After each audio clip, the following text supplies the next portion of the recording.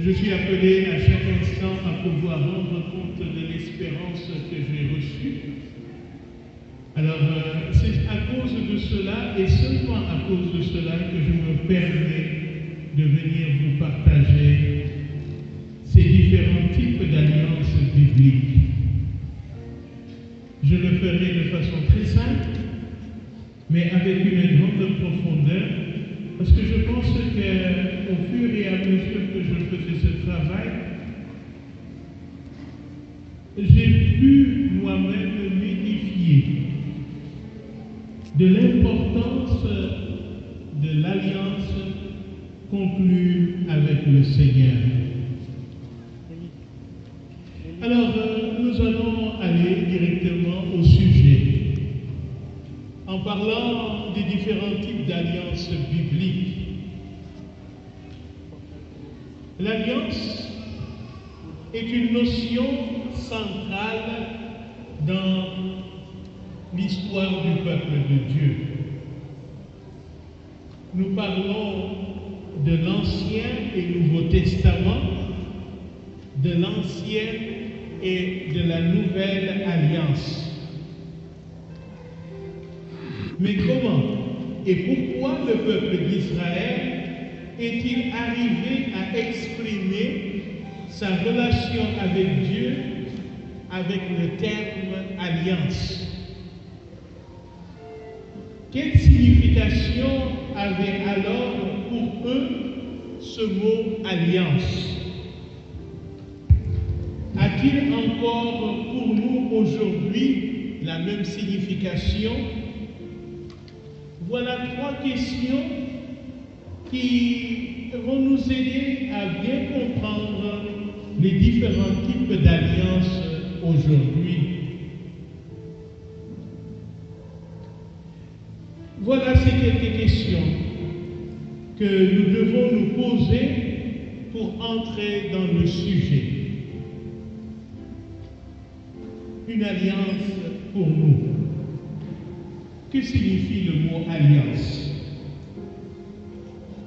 Alors, la première des choses que j'ai eu à faire, c'est d'ouvrir le dictionnaire, le Larousse, pour trouver le sens du mot alliance. Alors, je vais en citer quelques exemples. Alliance veut dire union, accord intervenant entre des pays, des personnes, c'est-à-dire des traités d'alliance. Alliance signifie accord, union des choses de nature différente. Alliance signifie la bague de métal précieux portée à la lumière gauche par les personnes mariées. Alliance veut dire lien qui unit un époux à son conjoint et aux parents de ses conjoints.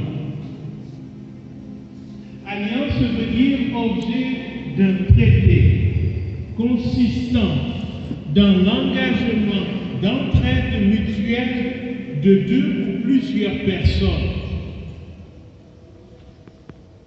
Alliance veut dire accord entre partis politiques dans un but électoral ou gouvernemental. Voilà ce que nous dit le Larousse concernant le mot alliance.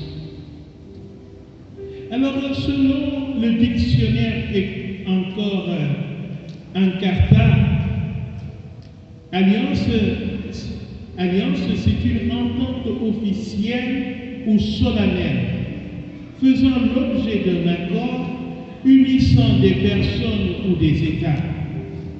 En d'autres termes, c'est une convention établie entre des personnes ou des États, ou en général un document qui fait état d'une entente. Voilà ce que nous disent les différents dictionnaires pour parler de l'alliance. Alors, l'alliance appartient l'expérience sociale et juridique. L'expérience sociale et juridique des êtres humains.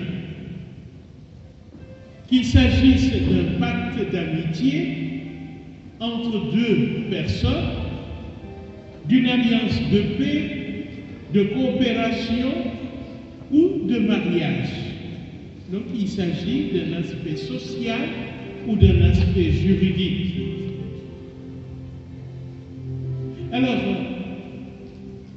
le traité de vassalité est un type d'alliance. Je voudrais le souligner parce que dans la Bible, on le verra également. Le traité de vassalité est un type d'alliance qui se distingue des autres, qui peut être considéré comme l'ancêtre de nos traités internationaux modernes aujourd'hui. Le traité de vassalité est établi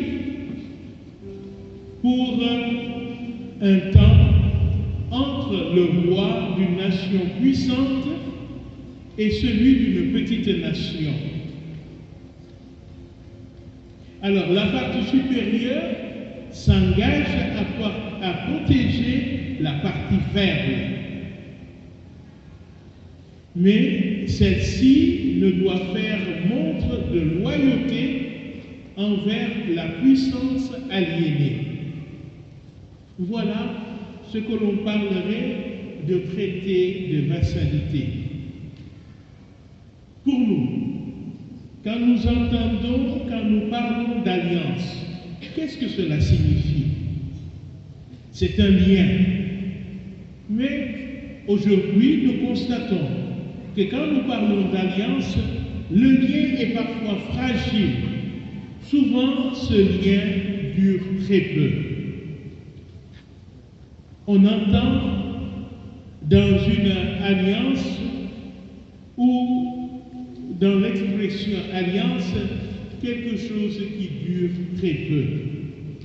Or, la Bible nous apprend que Dieu fait alliance avec nous. Le fait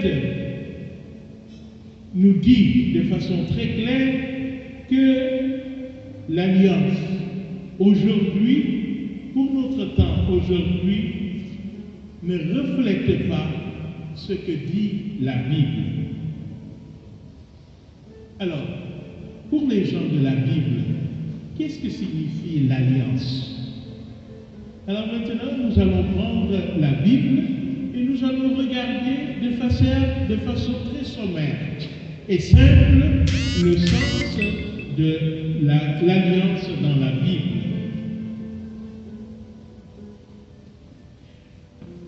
Dans le monde où la révélation de Dieu s'est déroulée, c'est-à-dire dans le monde juif, le mot alliance avait une valeur bien plus grande.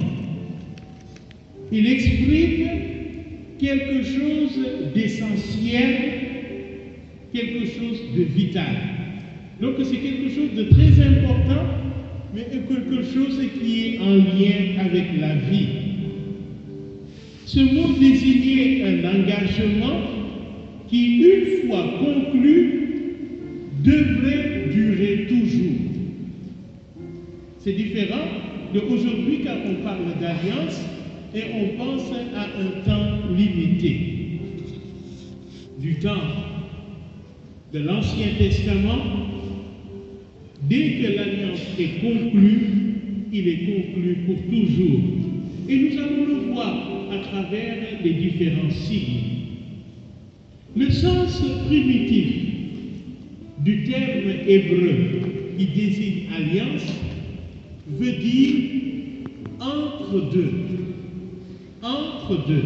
Le mot, comme on appelle le mot primitif en hébreu pour dire alliance,